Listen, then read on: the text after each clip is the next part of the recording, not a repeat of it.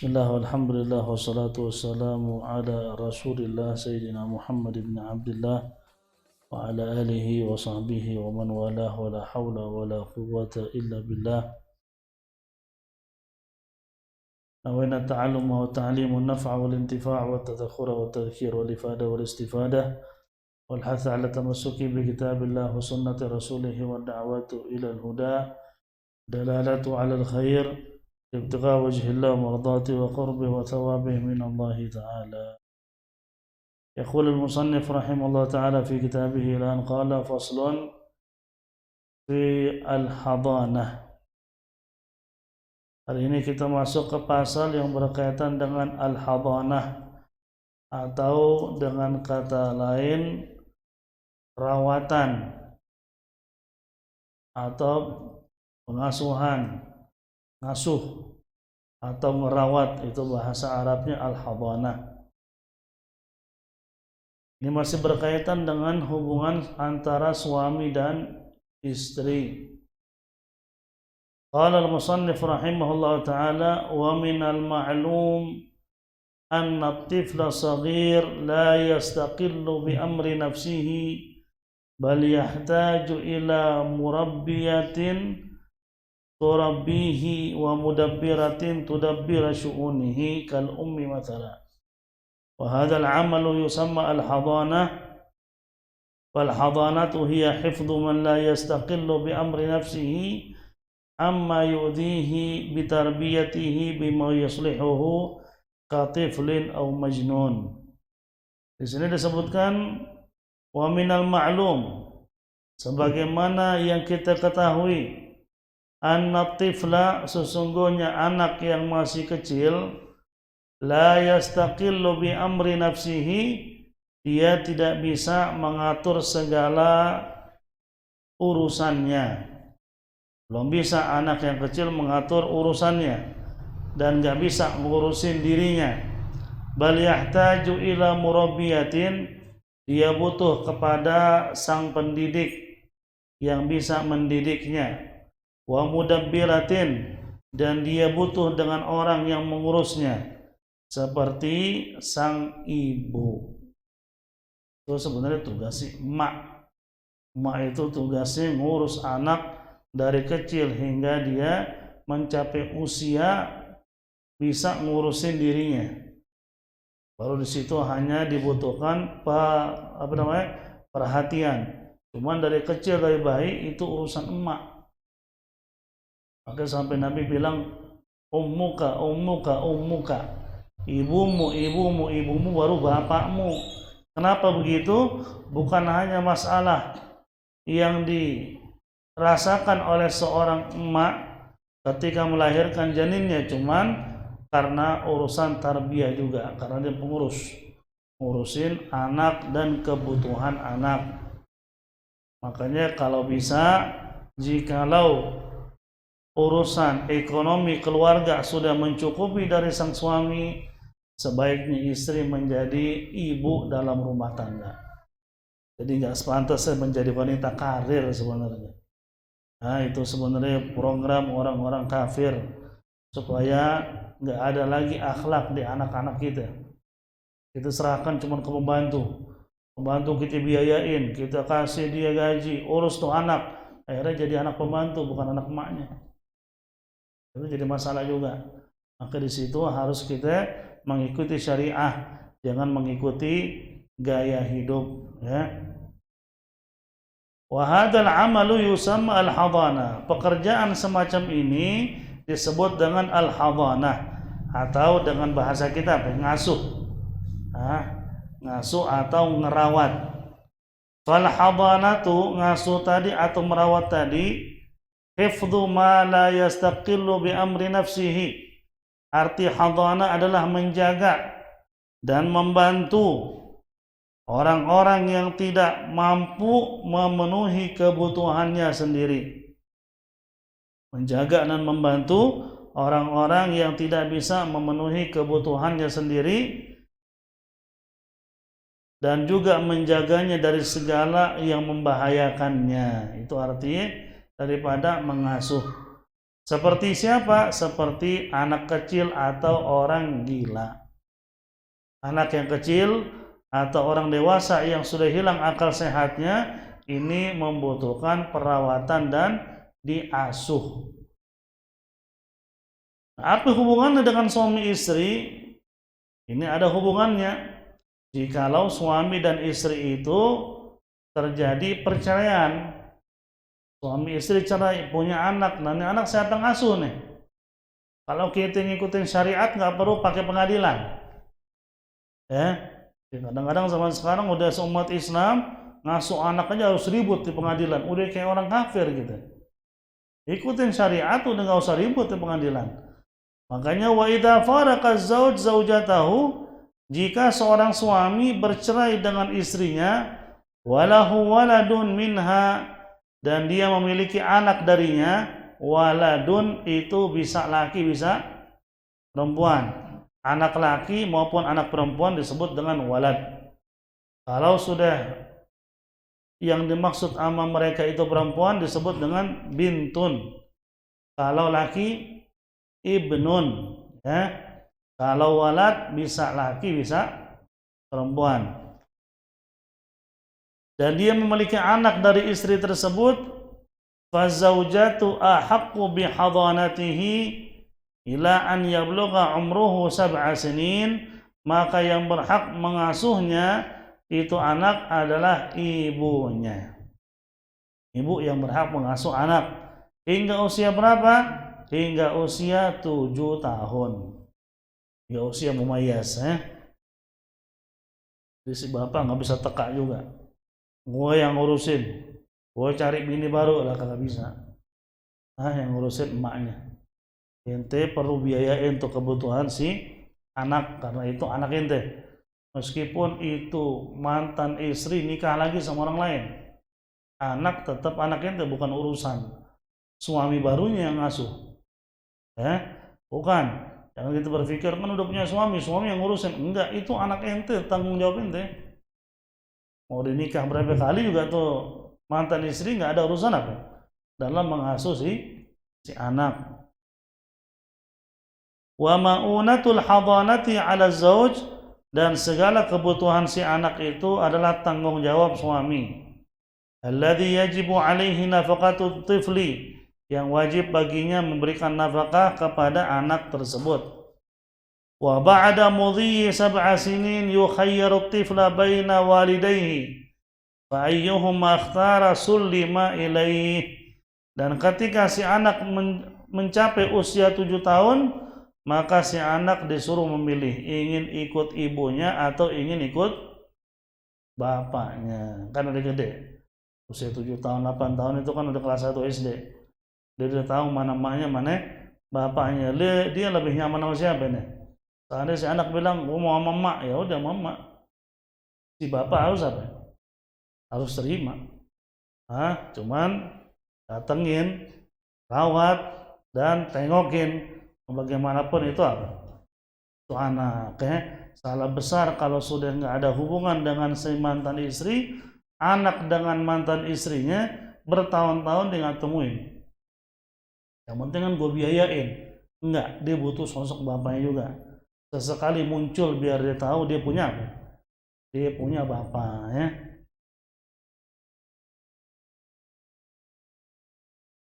Walil hadanati syurut, dan ketika merawat si bayi atau si anak tadi ada beberapa syarat yang wajib dipenuhi. Yang pertama, antakunal hadinatu aqilah.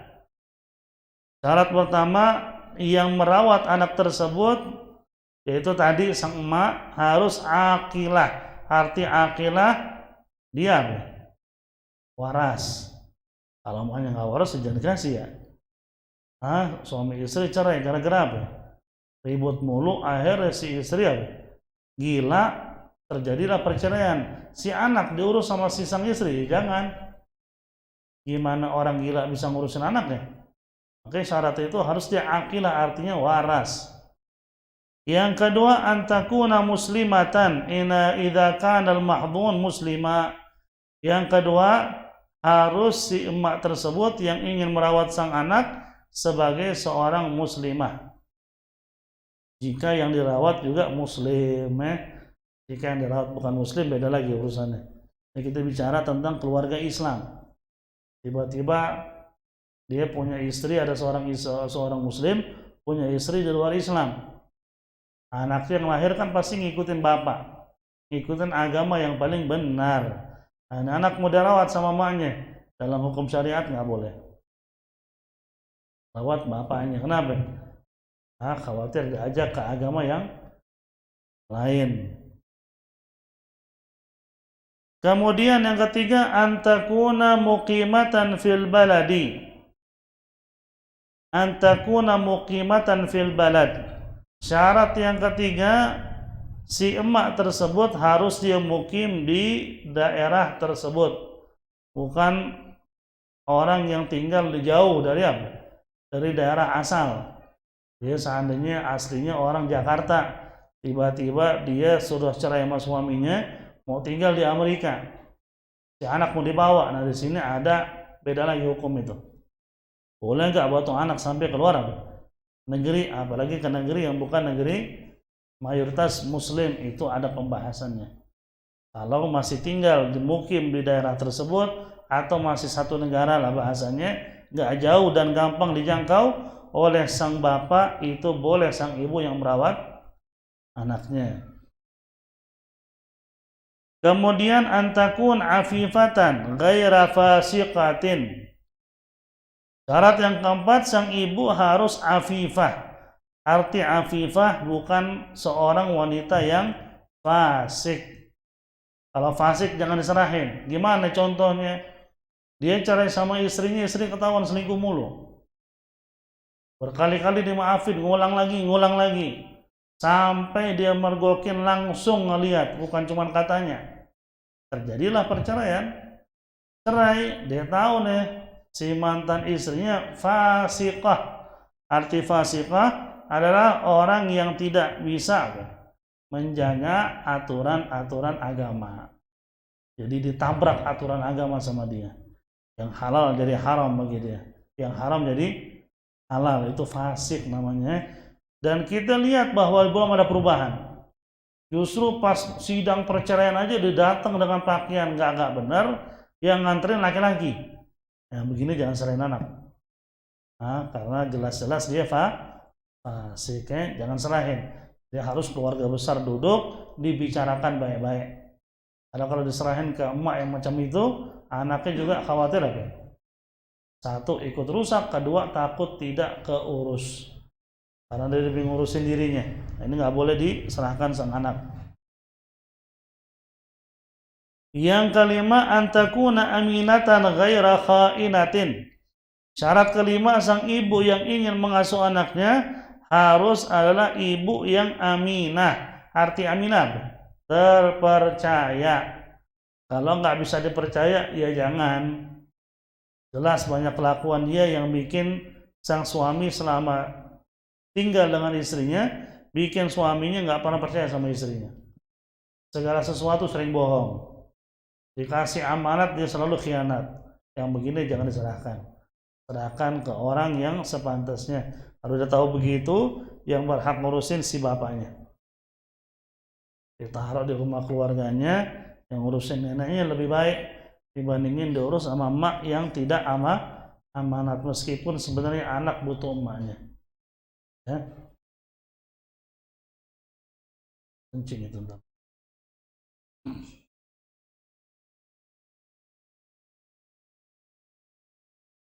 Antakuna aminatan artinya harus sang ibu adalah ibu yang bisa menjaga amanat. Jika trader, jika ketahuan sering mengabaikan ngurusin anak, si bapak lebih berhak untuk ngambil keputusan. Bahkan mungkin bisa dikatakan selama masih suami istri, anak selalu celaka gara-gara emaknya nggak merhatiin. Pernah kenapa, pernah jatuh, pernah tangannya kebakar, pernah main korek. Jadi emaknya kurang perhatian sama anak, sibuk dengan hal yang lain. Yang begini bapaknya mikir dulu gak? Gue serahkan ke dia, gue tinggal dengar telepon aja, anak gue kenapa-napa. Yang begini bapaknya harus mikirin. Dan sampai diserahkan ke ibu yang semacam itu.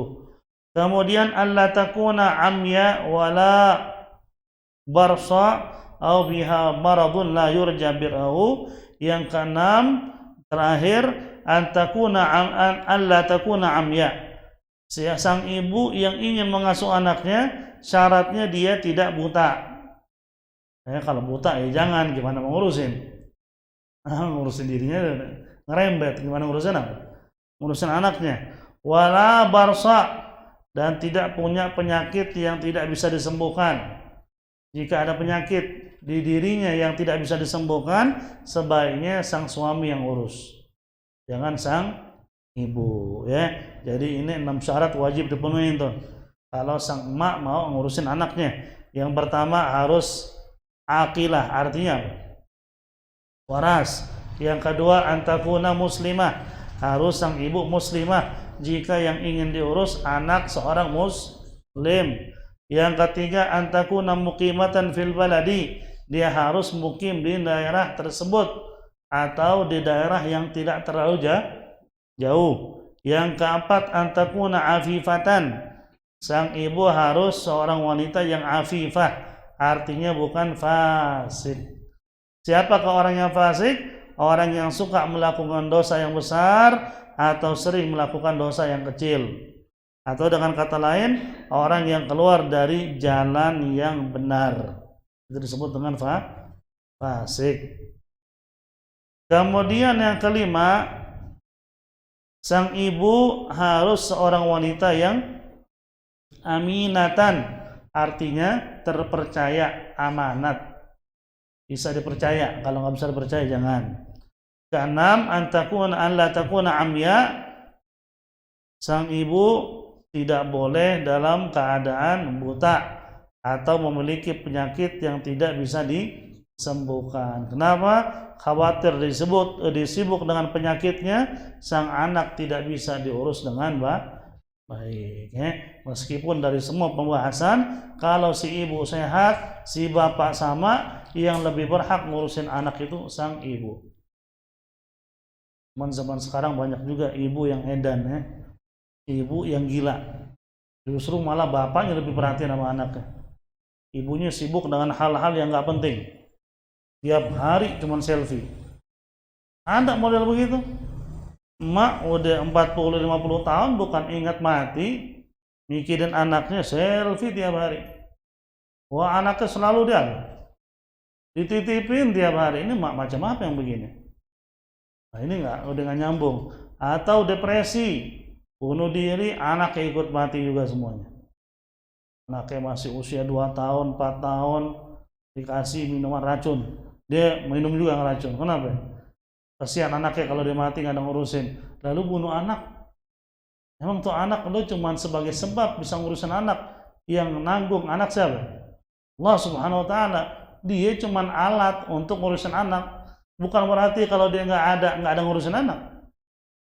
Banyak contoh orang hamil luar nikah, anaknya ditaruh di tempat yang tidak sepantasnya, masih hidup, banyak yang ngerawat kok. Masih ada orang mau ngasuh anak meskipun hasil perbuatan yang haram. Jadi nggak boleh membunuh anak dengan alasan apapun. Allah berfirman, wala taqtulu auladakum khasyata imlaq, jangan kalian membunuh anak turunan kalian hanya khawatir kelaparan. Tak boleh. Kemudian kita masuk ke bab yang berikutnya. Ini bab nggak ada sangkut pautnya sebenarnya dengan hubungan suami dan istri. Ini babul jinayat. Babul jinayat itu artinya bab yang berkaitan dengan kejahatan. Ini kita perlu tahu juga, ini dalam ulum fikih ada ya. Ini bisa diterapkan kalau di negara muslim. Negara muslim harus hukumnya pakai hukum Islam, yaitu sebagaimana yang akan kita sampaikan. Hukum Islam gimana sih? Kejahatan, orang bunuh orang, atau tangan orang itu fungsinya dihilangin, dibikin cacat, atau kakinya dibuntungin, itu ada hukumnya. Ya, ada hukumnya. Ada hukum sengaja, ada hukum nggak sengaja, ada hukum sengaja tapi nggak sengaja. Nah, itu ada pembahasannya ya. Kita bahas satu persatu. Perlu dicatat biar lebih paham. Al-jinayat, arti al-jinayat adalah kejahatan. Yahsulu ba'dul ahayin an-niza' asyadid baina syakhsain. Terkadang pada suatu saat atau suatu zaman suka terjadi keributan antara dua orang, keributan yang besar. Hatta akhadahuma ghadabun syadid, hingga keduanya begitu marah yang luar biasa. Wa yaqtuluhu aw yadribuhu bisikin aw nahwa dzalik. Maka ketika terjadilah kejahatan tersebut, amarah tersebut, akhirnya salah satu di antara keduanya membunuh saudaranya atau menusuknya dengan pisau. Ribut besar, biasanya kan berantem, sama-sama emosi. Yang salah satu bawa pisau, main bunuh temennya, atau ditusuk nggak sampai mati. Nah, gimana ini hukumnya? Hadza yusamma al-jinayah. Ini perbuatan disebut dengan jinayah. Jinayat itu jamak. Kalau satu, jinayah. Satu kejahatan. Kalau banyak kejahatan, jinayat. Al-qatilu ad-dharibu, orang yang nusuk atau orang yang mukul disebut dengan al-jani. Baru tahu ya gitu ya. Ada orang namain anaknya Jani. Jani, berarti mukul dong. Atau ke jahanam waktu itu cerita ya. Wal magtul, orang yang ditusuk atau yang dipukul disebut dengan majniyan alaihi. Yang nusuk jani, yang ditusuk disebut majniyan alaihi. Kalau bahasa kita apa? Yang dijahatin atau yang jadi korban.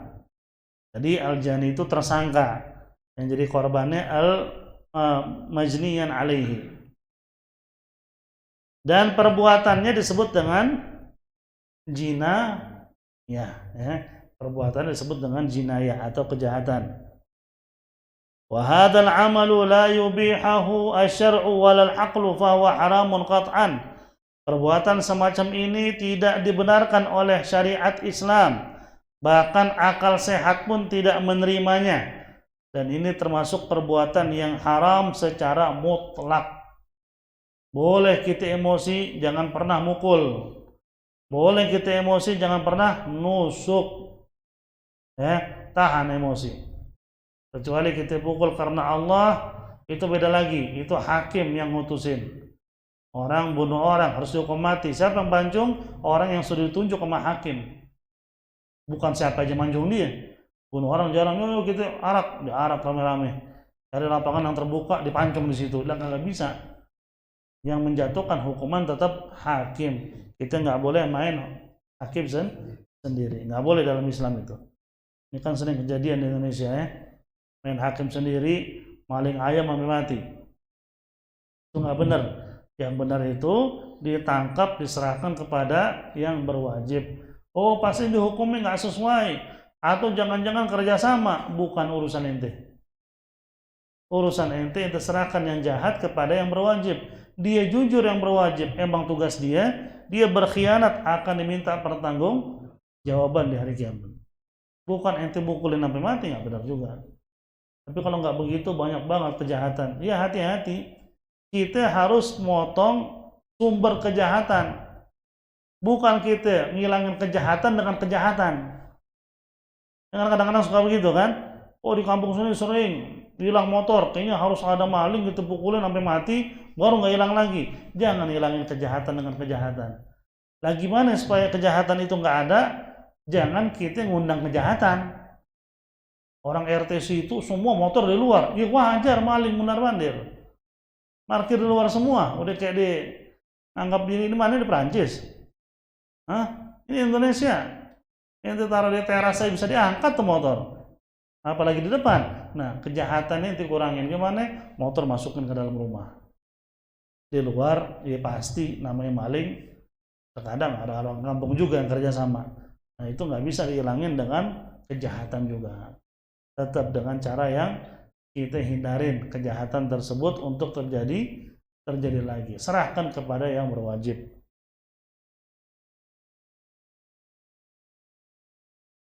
Wa qatlun nafsi ala thalathati anwa'. Menghilangkan nyawa seseorang itu ada 3 macam. Hukum menghilangkan nyawa seseorang itu ada 3. Ada 3 macam. Amdun mahdun, sengaja. Maksudnya benar-benar apa? Apa kalau bahasa Indonesia kalau sengaja itu? Berencana sengaja dan berencana. Khata'un mahdun, kesalahan. Jadi terjadi pembunuhan tapi salah, kagak sengaja. Amdun khata'un, sengaja tapi enggak sengaja. Sengaja tapi salah. Ada kesengajaan tapi salah. Maksudnya gimana tuh? Nanti kita bahas. Kita mulai dengan yang pertama, fal amdul mahab, yaitu sengaja dan direncanakan. Wa an yaqsidul jani al-qatil darba syakhsi bi syai'in yaqtulu fil ghalibi kas-sakin ma'a qasdil jani liqatlihi. Jadi yang pertama yaitu sengaja dan berencana, yaitu seorang tersangka memukul korbannya dengan sesuatu yang bisa membunuh, seperti golok, pisau dan lain sebagainya.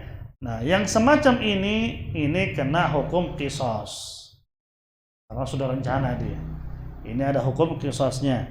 Qisas itu artinya hukuman atau balasan dari perbuatan disebut dengan qisas. Gimana qisasnya? Nanti kita akan bahas. Qisasnya itu udah pasti kalau sengaja dipancung, tapi hakim yang mutusin itu masuk pengadilan dulu tuh. Pasti ada yang namanya perdebatan sengit antara pengacara dan sebagainya, gimana caranya biar keluar dari hukuman qisas, tapi ada bukti kuat bahwa dia udah berencana. Nah, itu bisa dihukum mati kecuali keluarga korban memaafkan. Kalau dimaafin, hukuman mati nggak bisa dilaksanakan, tapi dia kena kena bayar denda. Dendanya itu ada juga nanti, ada hitungannya. Kemudian wal khata'ul mahad, yang kedua kesalahan atau tidak disengaja. An yarmiya syakhsu ila syai'in kattairi fayusibu rajulan akharan fayaqtulahu. Gimana enggak sengaja? Contoh dia lagi berburu Lagi berburu mau nembak rusa, malah dia punya peluru belok. Kena orang mati. Dia nggak sengaja nembak rusa, yang kena orang. Nah, disebutnya tidak disengaja. Yang kayak gini fala qisasa, tidak bisa diqisas. Cuman nanti ada hukumannya. Hukumannya apa? Ada diyah atau denda yang harus dibayar. Berapa dendanya? Nanti kita bahas. Jadi dendanya itu yang harus dibayar alal aqilati, itu ditanggung oleh keluarga si penembak tadi. Yang nembak salah tadi, dia kan harus bayar denda. Siapa yang bayar? Keluarganya. Keluarga yang ahli waris juga maksudnya, kayak kakaknya, adiknya, mereka harus mengeluarkan biaya untuk membayar denda si saudara. Seperti itu, nanti ada pembahasannya. Nah, dendanya ini dibayar selama kurun waktu 3 tahun. Jadi dicicil, nggak langsung sekaligus.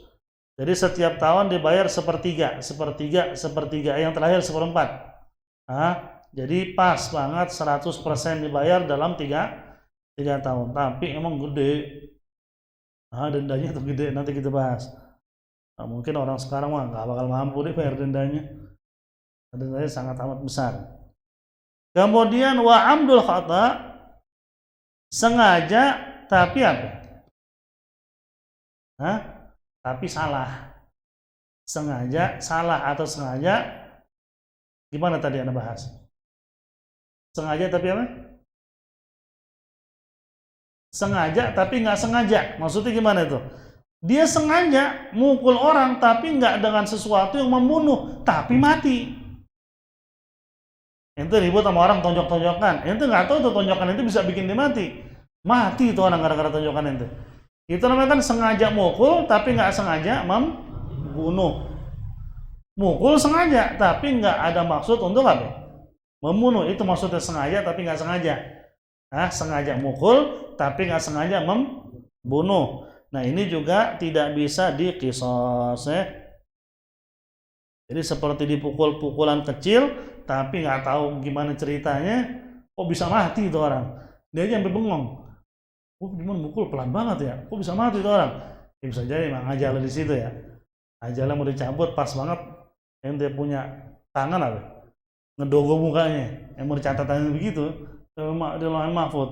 Nah bisa ya terjadi yang seperti ini juga nanti ada yang namanya dia atau denda, dan dibayar dalam kurun waktu 3 tahun juga ya. Berapa dendanya akan kita bahas.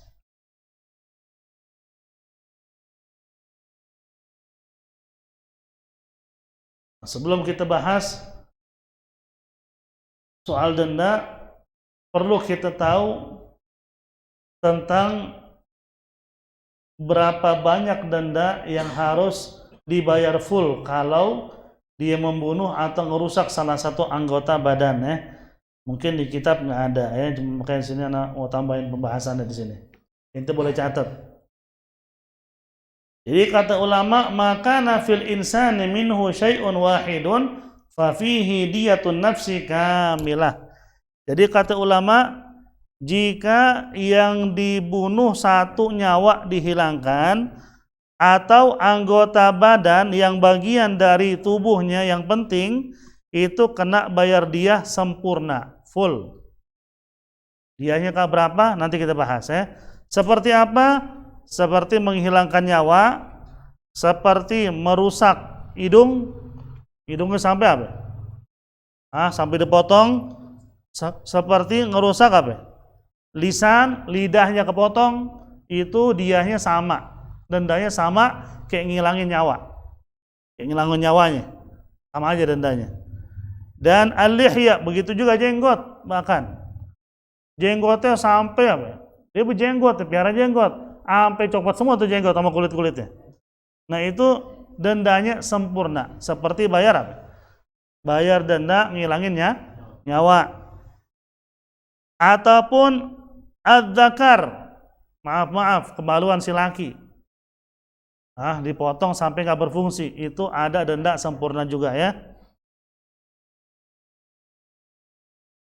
Kemudian wasulbi atau sulbi. Sulbi itu artinya apa? Tulang ekor. Itu disebut sulbi. Jadi nggak tahu gimana ceritanya dipukul sehingga tulang sulbinya hancur, remuk. Itu kan tulang terpenting dalam tubuh. Ketika kita dikubur, kalaupun emang jasad kita hilang karena kelamaan dikubur, tulang sulbi itu biasanya masih ada. Itu asal muasalnya manusia diciptakan kembali. Nanti di hari kiamat kita dibangkitin, tulang sulbinya itu ngebentuk lagi tubuh manusia lagi. Nah, itu sangat fatal kalau dirusak. Wal jildu, dan juga kulit. Kulit itu sampai kebakar. Disiram pakai bensin, dibakar. Orangnya masih hidup, cuman kulitnya rusak, bahkan lebih dari 50%, itu kena denda full. Dendanya bikin itu tercengang nanti kalau dengar.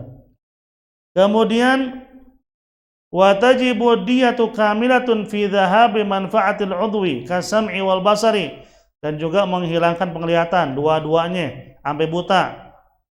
Wasam'i atau pendengaran. Jadi apa? Jadi budak nggak bisa dengar apapun gara-gara perbuatan kita.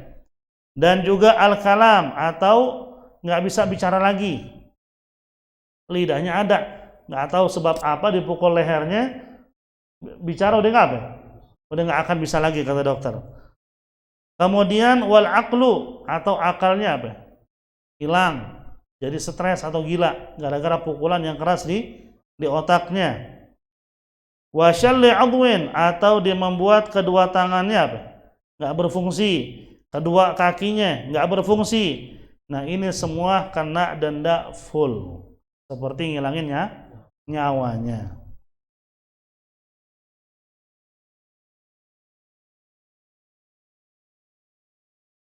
Nah, nanti kita bahas.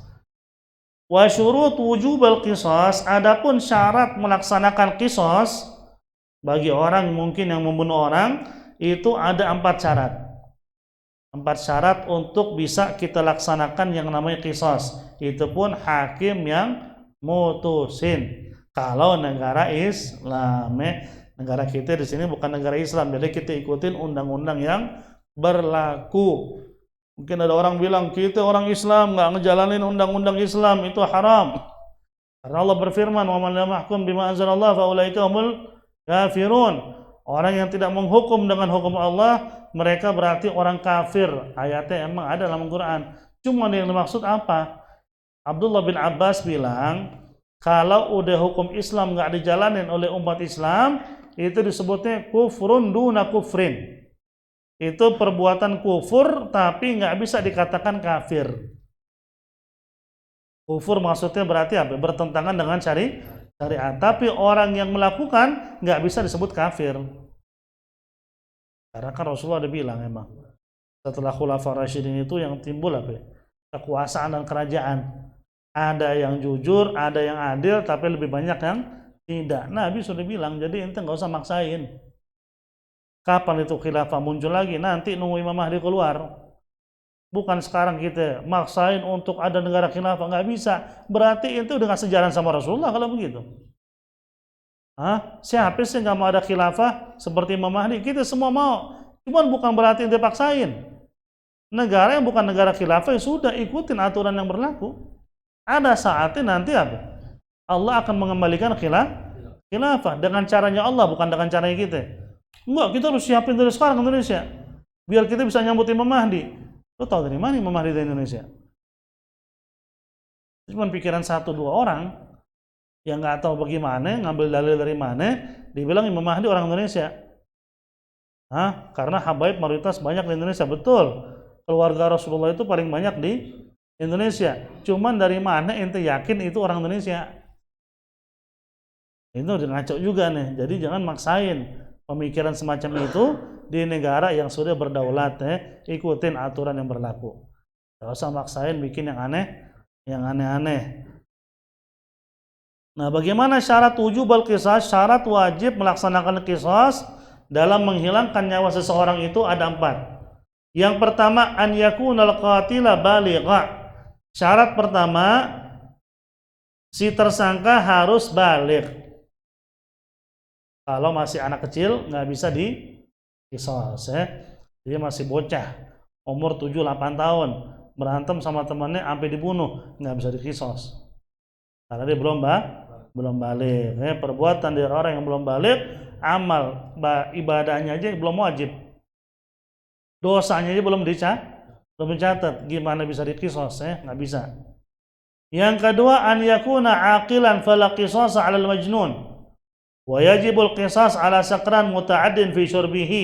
Yang kedua, si tersangka harus berakal. Jadi nggak bisa diqisas jika dia membunuh dalam kondisi gila. Orang gila bunuh orang nggak bisa diqisas, orang gila. Lah ngapain juga dideketin orang gila sama dia? Orang gila diajak bercanda sama dia sampai tuh orang gila kesel, ngambil balok, dihantam di mukanya sampai mati tuh orang. Siapa yang salah? Yang waras yang salah. Kayak kita masuk ke kandang beruang, kita ajak bercanda, kita mati, jangan bilang beruangnya galak nih, lu yang bego.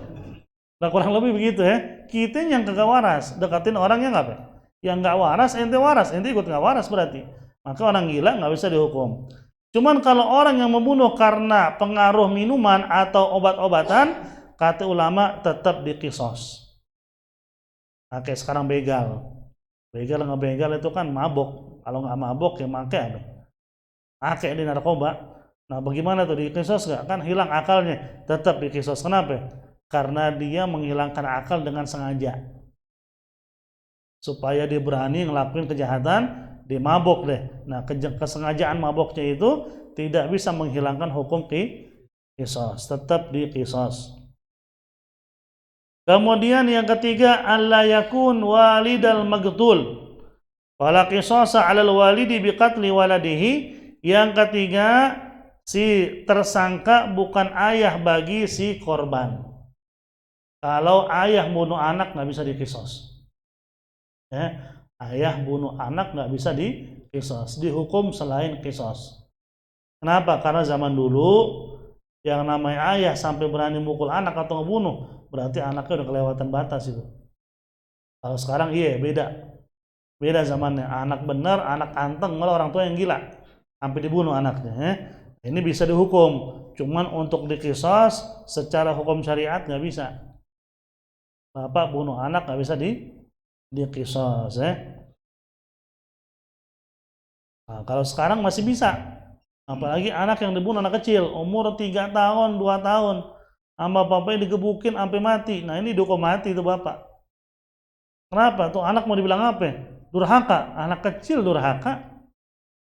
Anak 3 tahun itu bilang durhaka. Lo yang gila berarti. Nah, dia punya dosa yang dicatat sama Allah, apalagi dia bilang durhaka. Nah ini bisa dihukum seberat-beratnya oleh pemerintah atau undang-undang yang berlaku. Kemudian an la yakunal magtul anqasu minal qatili bisababi kufrin aw riqqin. An la yakunal magtul anqasa minal qatili bisababi kufrin aw riqqin wa tuqtalul jama'ati bisababi qatlil wahidi li'annahum musyrikuna fi dzalika. Yang keempat, an la yakunal magtul aqsaru minal qatili.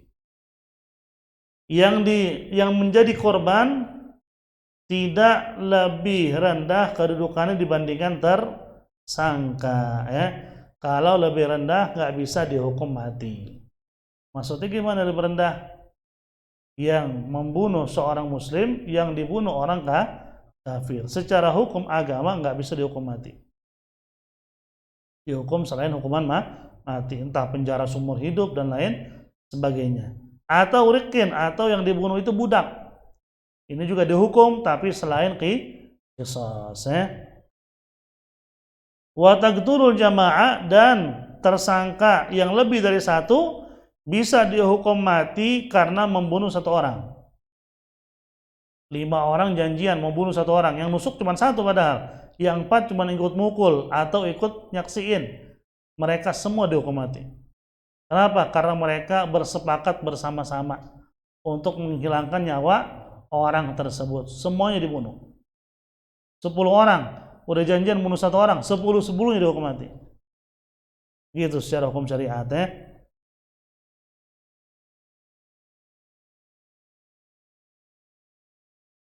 Wa kullu syakhsaini jaral qisasa bainahuma biqatlin nafsi yajri bainahuma aidan biqat'il atraf kal yadi wa rijli wa ghairihima. Jadi setiap 2 orang lebih, jikalau mereka merencanakan membunuh seseorang, itu sama saja hukumnya. Atau menghilangkan salah satu anggota tubuh orang tersebut, hukumnya sama. Kan kalau dalam Islam al-yadu bil yad, itu ngilangin tangan orang, itu dihukum tangan itu dihilangin juga. Ini yang udah rencana mau ngilangin tangannya orang 10 orang, yang motong cuma 1, yang 9 cuma jadi saksi. Mereka juga ikut andil karena mereka ngebantu. Nah 9-9 ya 10-10 dipotong tangannya. Sama. Bukan yang motong doang, semuanya yang ikut andil. Sama seperti hukuman mati tadi. Wa syara'itu wujubul qisas fil atraf ba'da syara'itul madhkur athnan al-ishtiraku fil ismil khas al-yumna bil yumna wal yusra bil yusra fala taqtu'ul yumna biqat'il yusra wala aks. An la yakun bi ahli tarafain shalalun fala qat'u yadun sahihatun biqat'i yadin shalla wa hiya allati la amala laha. Jadi tambahan dari syarat yang tadi, ada berapa syarat sebelumnya tadi itu? 4. Ada 2 syarat tambahan jika yang terjadi itu menghilangkan anggota badan seseorang. Kalau nyawa tadi 4 syarat. Kalau anggota badan ada 2 syarat tambahan.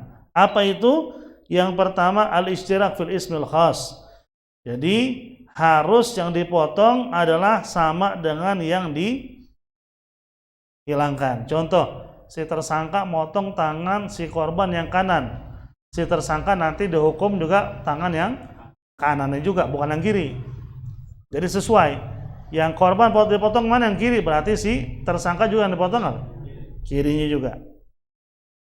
Yang kedua, an la yakun bi ahli tarafin syalal, tidaklah yang dipotong atau yang dipotong oleh tersangka itu harus tangan yang benar-benar berfungsi, bukan tangan yang lumpuh. Kalau tangan yang lumpuh tidak bisa dikisos. Ribut sama orang, emang tuh orang yang diajak ribut lumpuh tangan kanannya seandainya. Amannya orang ditebas tuh tangan kanan, emang udah nggak bekerja lagi kan tangannya, udah lumpuh. Nah ini nggak bisa dikisos ya, karena dia mau motong anggota badan yang tidak berfungsi lagi.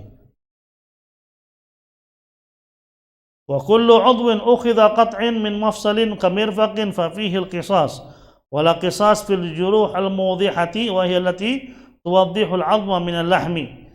Jadi setiap anggota badan yang dipotong itu ada qisasnya, tapi tidak ada qisas jika hanya luka. Ya, luka sampai tulang kelihatan pun nggak bisa diqisas. Itu ada penjara, ada denda, iya. Cuman di qisas yang sama enggak. Cuman kalau sampai motong, sampai ngilangin manfaatnya, nah itu ada qisasnya. Al-ainu bil aini, dalam Al-Qur'an ada. Mata dibayar dengan mata. Ini nyolok sampai buta, itu juga harus dicolok sampai buta. Harus sama. Itu hukum agama. Bayangkan kalau hukum agama itu benar-benar diterapkan, siapa yang mau berbuat kejahatan? Setiap orang pasti mikir untuk berbuat jahat. Wallahu a'lam bishawab. Nah, besok insyaallah berikutnya baru kita bahas soal adiyah, tentang denda yang harus dibayar. Kan kita bilang ada denda. Nah, apa dendanya? Insyaallah kita akan bahas di pertemuan yang akan datang. Sebelum ditutup, jika ada pertanyaan dipersilakan. Fadhil. Ada yang bertanya?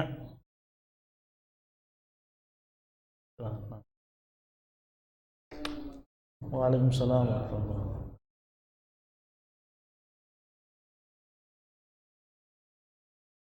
wabarakatuh.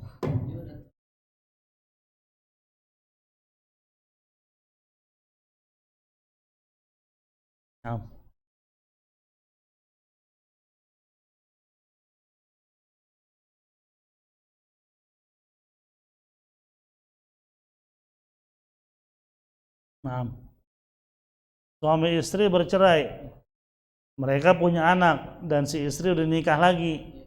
Nah, si anak perbuatan yang tidak enak. Apakah itu menjadi tanggung jawab orang tua? Gitu maksudnya. Gini, itu tetap tanggung jawab orang tua kandungnya. Nggak ada urusannya sama orang tua suami barunya. Kalau itu terjadi karena kekurangan pendidikan dari sejak kecil, orang tua dapat dosanya.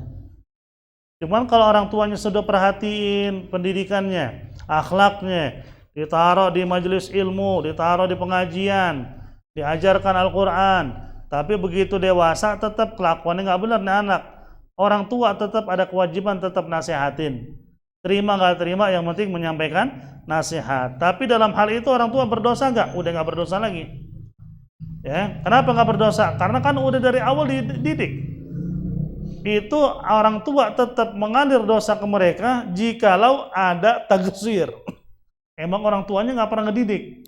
Di hari kiamat tuh anak bisa nuntut. Jadi orang tua mau leher-leher masuk surga, anaknya teriak dari bawah. Ya Allah, saya nggak ridho. Saya nggak ngerti apa-apa, bapak saya nggak pernah ngajarin. Dia cuma mikirin sekolah saya, S1, S2, S3, S-cendol, S-coret. Masalah agama saya nggak ngerti. Nah sekarang dia mau masuk surga, saya neraka, saya nggak terima. Maka di situ kata Allah, seretlah bapak dan anak yang masuk neraka. Itu kalau si bapak tidak ada perhatian khusus terhadap akhlak dan perilaku sang anak. Cuman kalau sudah, ibunya juga udah, cuman karena dewasa tetap dia nggak bisa menjaga dirinya, seandainya dia ngelakuin yang dosa, itu bukan dosa orang tuanya. Di hari kiamat pun dia nggak bisa nuntut. Orang tua bisa ngejawab, ya Allah saya udah ngedidik, saya sudah berdasarkan dengan akhlak yang baik, dengan tuntunan Rasulmu Nabi Muhammad SAW. Tapi emang dasarnya nggak mau menjalankan ketika dia dewasa. Allah nggak bisa nuntut bapaknya. Allah juga nggak mungkin minta pertanggungjawab ibunya karena sudah berusaha. Tapi makanya namanya bapak tiri itu apa? Nggak bisa nanggung dosa anak yang bukan anaknya. Nah itu tanggung jawab orang tuanya. Lagi pertanyaan? Fadhal, jangan malu. Fadhal, silakan. Assalamualaikum.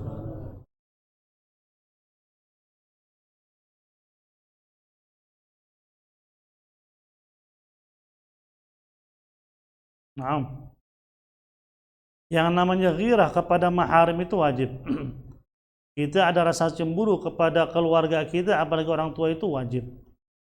Cuman masalahnya kita mukul itu menjadi kejahatan nggak di negara itu? Kalau nggak jadi kejahatan beda. Cuman kalau jadi kejahatan, kita laporkan. Laporkan kemana dulu? Seandainya kalau itu terjadi di RT kita lapor ke RT. Ini nggak benar ya, orang tua saya dikatain. Jangan sampai saya ngambil tindakan yang nggak benar. Jadi RT dudukin, kamu nggak boleh begitu. Dibikin surat pernyataan, jangan sampai apa? Jangan sampai ngulang lagi, karena itu nggak baik, saling ngatain orang tua. Udah bikin surat pernyataan masih begitu juga, nah itu bisa dilaporkan tuh. Karena pencemaran nama baik, bisa masuk penjara tuh orang. Memang kalau kita mukul, kita siap nggak masuk penjara masalahnya? Kalau siap, fadhalah itu mukul. Karena nggak boleh kita ini mendengarkan atau mendengar orang menghina orang tua kita, dan kita mendidik itu wajib. Aneh kalau ada anak orang tua dikatain malah ketawa, ikut ketawa lagi, gila tuh anak berarti. Ya udah sepantasnya ente harus marah karena itu orang tuamu. Cuman masalahnya di situ mukul itu menjadi kejahatan nggak? Makanya sebaiknya itu selesaikan dengan cara yang sopan dulu. Nggak ada perubahan, dilaporkan juga nggak ada tindakan, terserah ente deh. Kita acak-acak di orang deh. Terus gimana? Kita laporin ke RT udah, bikin surat pernyataan udah, masih ngulang. Dilaporin ke yang berwajib nggak mau tahu. Masalah sepele ngapain kita urusin? Jadi kita urus dengan cara kita kalau diulang. Kalaupun nanti masuk juga ke polisi, itu tinggal jelasin. Itu ngikutin semua tahapan dengan baik, tapi nggak ada tindakan. Dan saya nggak terima kalau orang tua saya dikatain terus menerus gitu. Tapi yang awalnya kita ngambil jalan apa? Jalan yang baik dulu. Emosi, kita boleh emosi dan itu wajib karena orang tua yang dikatain, tapi kita selesaikan dulu dengan cara yang baik. Karena bagaimanapun bagaimana kita bisa melihat apa? Rasulullah gimana dikatain. Sayyidina Hasan ibni Ali bin Abi Thalib ketika jadi khalifah dikatain sama orang, ada anaknya padahal di sampingnya. Anaknya marah luar biasa. Tapi sama ayahnya nggak dikasih marah. Di situ anaknya bilang, kenapa bapak nggak marah? Dikatain, bapak kan khalifah. Kata dia, saya ini besar di rumah Rasulullah dan saya nggak pernah ngelihat Rasul maupun bapak ibu saya karena marah. Saya nggak pernah melihat mereka marah, sehingga saya nggak ngerti bagaimana caranya marah. Itu didikan Nabi itu. Jadi kita marah saat itu wajib karena orang tua kita. Cuman cari jalan yang baik dulu. Bikin laporan. Datang ke RT, itu kan kewajiban RT juga nyelesain masalah antara warganya. RT selengean juga, ganti RT dulu. Kita bikin aduan, masalah kecil lu selesaikan sono. Yang selesaikan pasti kan tangan kita yang selesaiin. Saya datang biar selesai baik-baik Pak RT. Kalau suruh selesaiin sendiri, bonyok anak orang. Bahasanya begitu. Nggak paham juga tuh RT, nggak tahu dibonyokin juga dah. Ada lagi pertanyaan? Fadhal.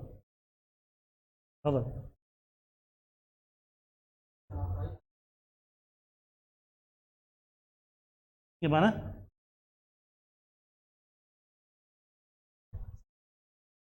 Anak bercerai, apakah orang tua nafkahin? Tergantung.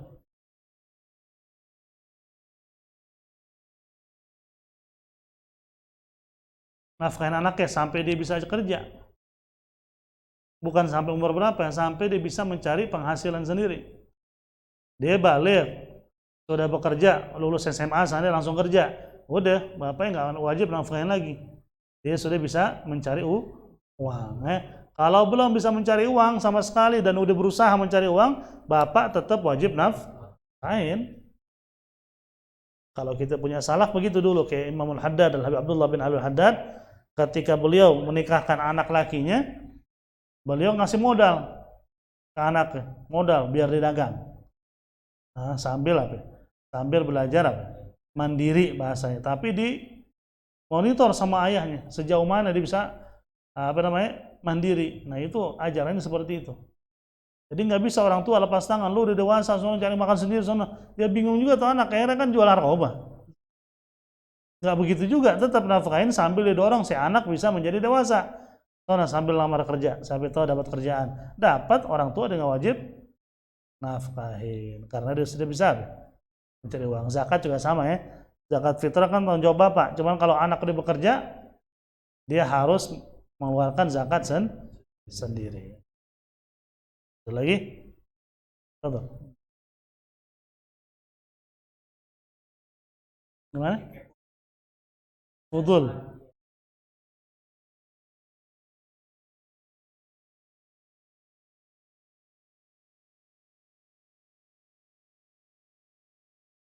Nah, ini masalah anak sama orang tua nggak ada kata kepo ya. Hah? Kalau orang lain iya. Kalau orang tua ke anak nggak ada batasan. Orang tua nanya apa juga si anak harus apa? Harus jawab ya.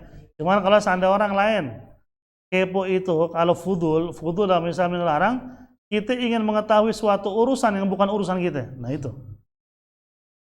Bukan urusan kita, kalaupun kita tahu kita bantu kagak, ngatain dia. Nah itu fudul namanya. Pengen tahu doang, gimana sih ceritanya, mau ngapain lo tahu? Hah? Gue dengar teman kita banyak utang ya, kasihan juga ya. Emang bener gak sih? Kita jawab, kalau seandainya bener, lo mau bayarin? Enggak sih, ya terus mau ngapain lo tahu? Nah itu namanya fudul ya. Nah, kalau bahasa gaulnya kepo ya. Nah itu fudul, itu dilarang dalam syariat ya. Makanya kan Rasulullah SAW itu lebih sering suka disampaikan sama sahabat, ya Rasul, apa nggak mendengar kejadian ini? Rasul nggak tahu dan nggak mau tahu. Selama emang orangnya nggak datang curhat atau ingin apa? Solusi. Nabi nggak pernah mau tahu. Itu sampai diturunin ke salaf, diturunin kepada para ulama kita begitu. Jadi apa yang terjadi di kampungnya dia nggak tahu, kecuali emang diceritain sama orang yang bersangkutan. Cuman dia gitu datang sengaja. Tetangga lagi pada ngerumpi datang tuh orang gitu. Ada apa sih? Kayaknya seru banget. Nggak ada. Nah, kalau ada ulama begitu, bukan ulama tuh namanya tuh. Kepo juga. Cuman kalau yang begitu orang tua ke anak, nggak ada istilah kepo. Orang tua berhak tahu banyak hal soal anaknya. Nah, apalagi urusannya dengan emak. Emak ini mau ngomong apapun juga kita nggak bisa ngomong enggak. Ngomong apa adanya ke ibu. Ya, karena berkahnya kita laki di mana? Di ibu kita. Semaksimal mungkin kita bisa ngurusin ibu kita, semampunya kita. Jangan pernah berkata tidak. Ibu minta bantuan, ente ada, jangan bilang enggak mau bantuin. Wah, bahaya tuh. Bisa-bisa bantuan dari Allah juga apa? Karena rezeki dari Allah buat ente diputus. Itu berbahaya. Makanya kita dengar cerita-cerita dari orang-orang soleh. Ada orang yang sampai mimpi Rasul, sampai dia nanya, ya Rasulullah, kok saya punya kedudukan yang begini tinggi, padahal saya bukan ulama. Kata Rasul, karena kamu itu perhatian kepada ibumu. Nabi yang ngomong begitu sama orang. Dan sampai Nabi bilang, kamu nanti di sorga bersamaku. Gara-gara ngurusin maknya. Hal sepele kadang-kadang katanya. Datang ke rumah maknya cium tangan, sebelum kerja maknya tiba-tiba minta hal sepele, contoh minta bubur, dibeliin dulu sama tuh anak, baru kerja. TV di rumahnya rusak, dibeliin dulu TV baru dia kerja. Gara-gara hal kayak gitu doang. Sampai mimpi Nabi, kata Nabi, ente bersamaan di surga. Jangan sepelehin tuh ya. Masalah orang tua jangan sepelehin ya, jangan macam-macam. Kita bisa macam-macam urusan yang lain, walaupun dosa. Tapi kalau orang tua itu kontan di dunia. Ente kurang ajar sama orang tua, kontan anak ente kurang ajar sama ente. Karena itu Rasul sudah bilang, birru aba'akum tabarrukum abna'akum. Harus berbuat baik kepada orang tua, maka anakmu akan berbuat baik kepadamu. Berarti mukhalafatul hadis Kalau kita memahami hadis secara apa namanya? Kebalikannya, jika kamu durhaka, maka ketahuilah anakmu akan durhaka. Di situ kalau kita punya bini suka ngeyel sama orang tua kita, harus nasihatin. Bilang ridhonya orang tua itu bisa membuat saya masuk surga. Cuman kalau kamu, saya nggak ridho, kamu neraka. Ngomong gitu sama bini. Jadi jangan macam-macam kamu. Ya orang tua mah kurang lebih. Nggak ada orang tua tuh sama mantu sangat amat dekat, jarang. Salah paham orang tua ke mantu tuh biasa. Kenapa? Karena cemburu. Dia ngerasa anak lakinya kayak apa? Kayak dikuasain sama perempuan lain. Bahasanya begitu. Itu sebenarnya cemburu orang tua. Cemburu tapi nggak bisa disikapi dengan apa? Dengan baik. Akhirnya terjadi gesekan mulu sama bini. Nah, bini kasih tahu. Itu cemburu, nanti kamu ini punya anak yang laki nih. Begitu punya si istri apa? Kamu sama begitu. Kurang lebih. Nah, jadi harus difahami. Cuman kasih tahu baik. Jangan bentak-bentak sampai ngamuk-ngamuk juga. Akhirnya dia ngerasa bini, waduh, gue ke sampah juga ya. Jadi tetap kasih tahu dengan baik. Orang tua tetap orang tua, nggak boleh macam-macam. Akhir ada lagi pertanyaan terakhir. Apa? Borong sama Niko semua. Ya. Nah.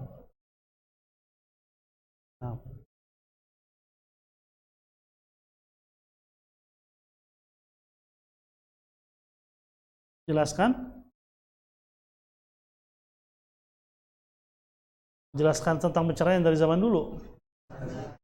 Hah? Sejarah perceraian. Nah, kita udah bahas. Kita sudah bahas, pertama kali kita bahas perceraian kemarin.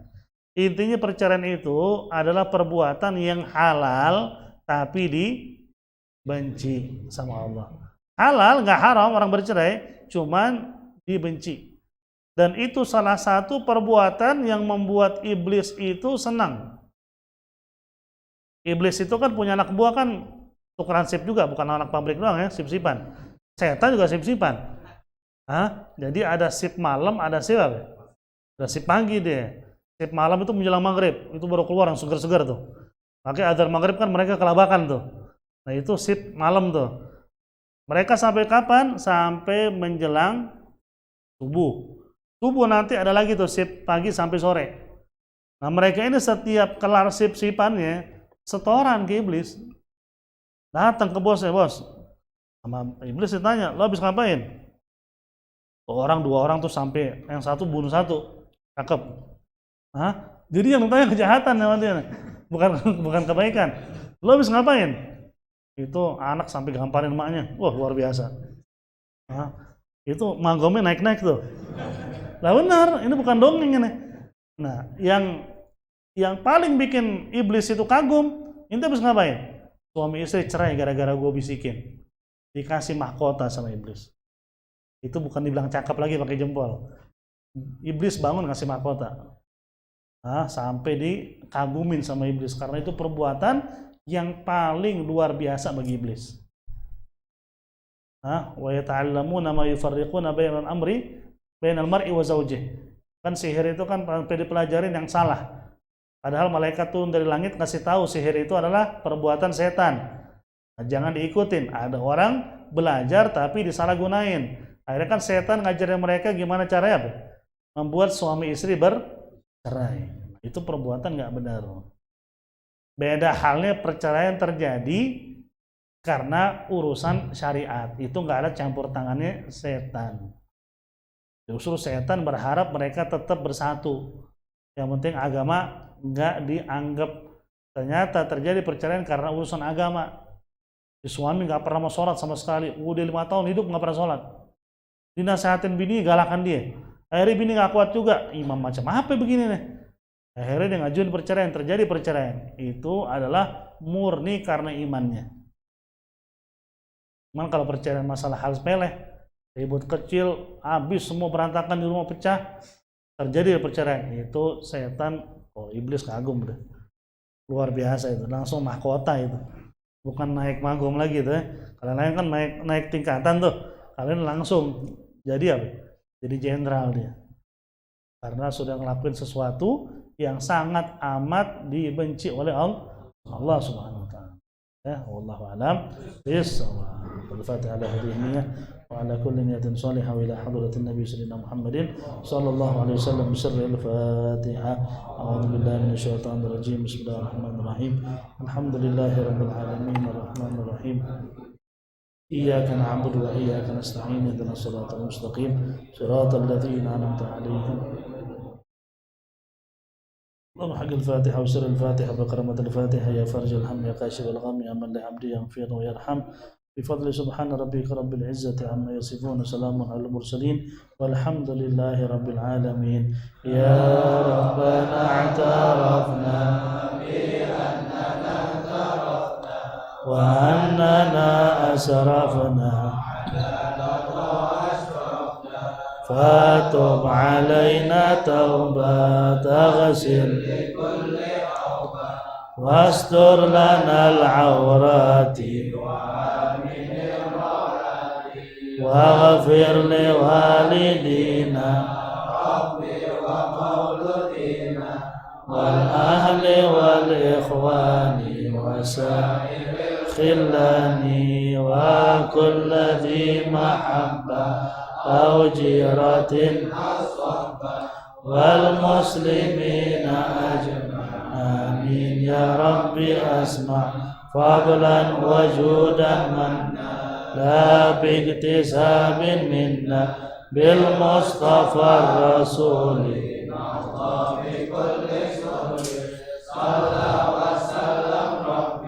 عليه عد الحب عدادة الصحب والحمد لله بالفتح والثناء. والسلام عليكم ورحمة الله وبركاته.